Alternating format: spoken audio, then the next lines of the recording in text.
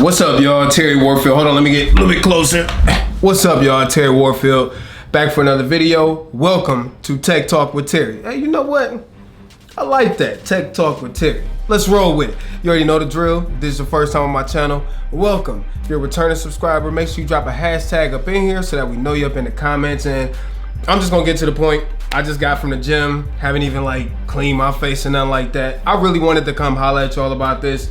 So the new Canon EOS redundant, I mean R, sorry about that, has just been announced. And before I get into any of like my opinions and everything, let's go over the black and white. So I'm gonna give you guys a high level view. If you haven't seen the release, I'm gonna go over some of the high level specs. I did have to write them down because my memory is terrible. So without further ado, let's get into it. The facts, all right? So first thing is first, Canon mirrorless full frame. We've been waiting on it, is here. 30.3 megapixel full frame sensor, likely the same one from the 5D Mark IV. Dual pixel is on board with 5,655 somewhat selectable autofocus points. We do get an articulating 3.1 inch screen. Now, the articulating screen is only 2.1 million dots. Not the best out there, not the worst.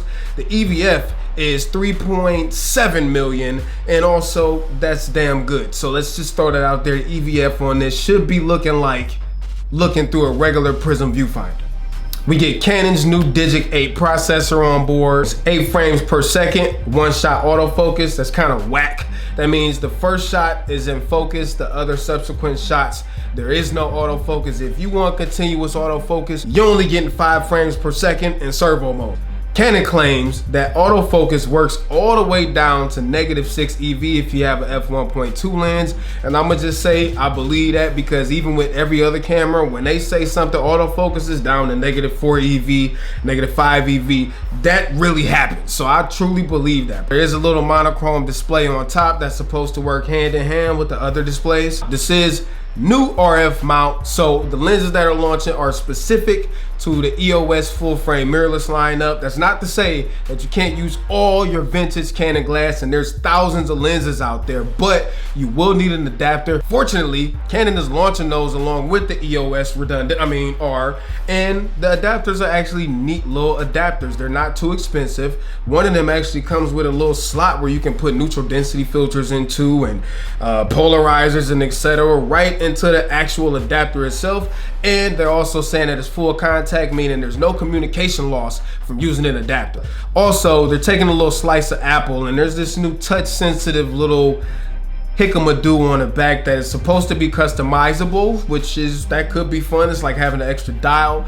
We'll see how that works. Now, you know, I didn't get a pre-production unit. I didn't get flown out to Hawaii, so I didn't really get my hands on it. But seeing it on video actually looks like it could be useful. Moving on to video, this is where things get kind of ugly. You do get Canon C-Log, which is always good news.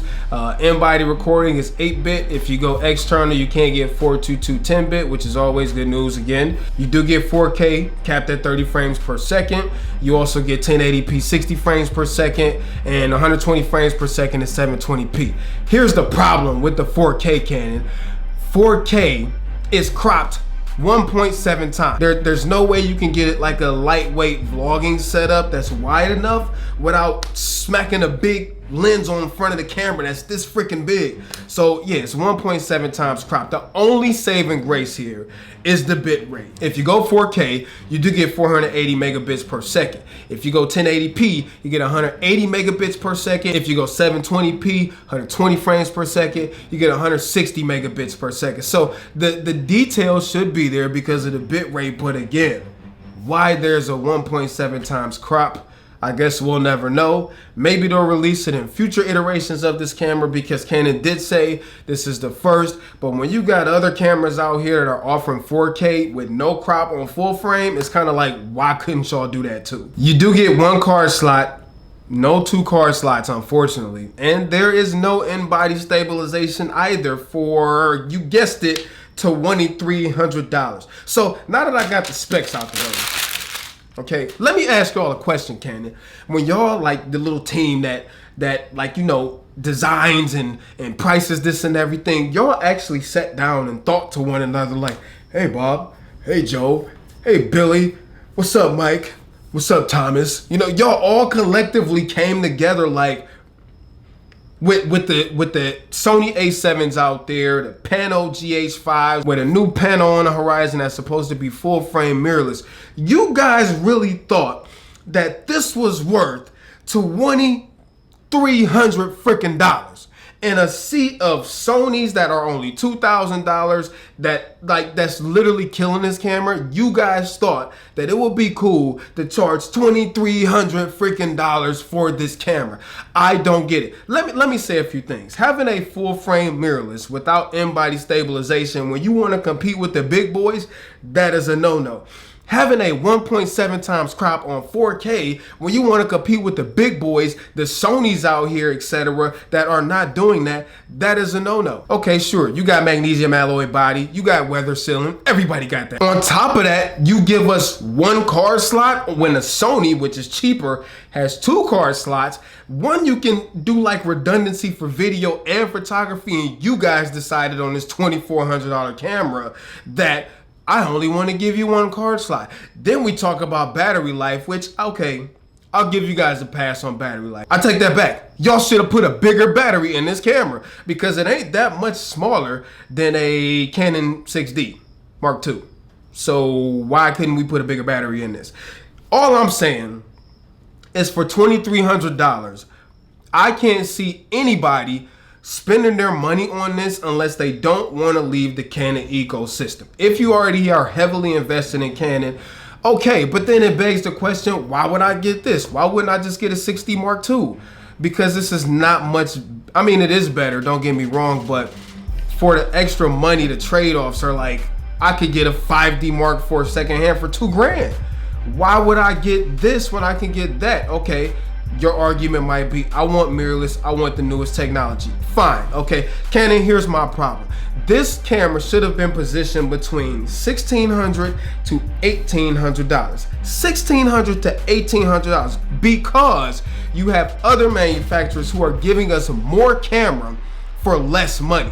More camera for less money. So for Canon to come in, and it's like all of these loyal Canon people, for you guys to come in with this full frame mirrorless that everybody's been waiting on and smack them in the face and tell them it's $2,400, or I'm sorry, $2,300. Oh, and let's not forget about these lenses, man. Now, it's good that Canon did launch with 4 new RF lenses, and they are quality lenses, but some of these lenses are literally $3,000. You know what I'm saying? So wait a minute, $2,300 for this camera, $3,000 for a freaking lens. I'm talking about a $5,500 package with technology from 3 years ago. I can literally go buy the first Sony A7 and have just about every single thing that you guys are offering in the EOS redundant, is what we are going to call it, because this camera, it is redundant. If this camera were in a cheaper price category, then these things would fly off the shelf, because we know no camera is perfect and they have compromises.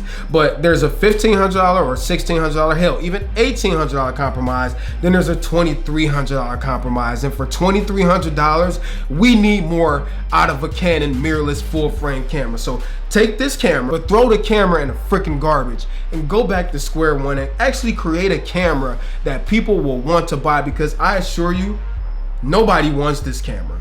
The only reason that somebody will buy this camera is brand loyalty, and they're heavily invested in the Canon ecosystem. I can't see why somebody will pick this. I honestly can't. I can't see why somebody will pick this over a GH5S. I can't see why anybody will pick this over the new Fujis. I can't see why anybody will pick this over the new Nikons, even though those are trash too.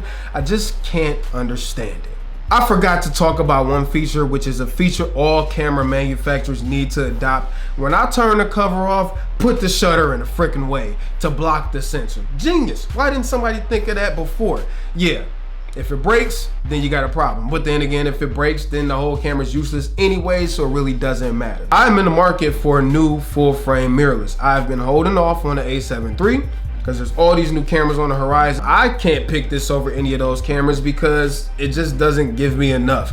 So when I go to, when I go to narrow down which camera I'm looking at, this is getting X'd off the list. So I'm sorry. Let me know what you guys think, man. I don't really see anybody saying much positive things about this, except for Canon fanboys and obviously the people who flew out to Hawaii to review it.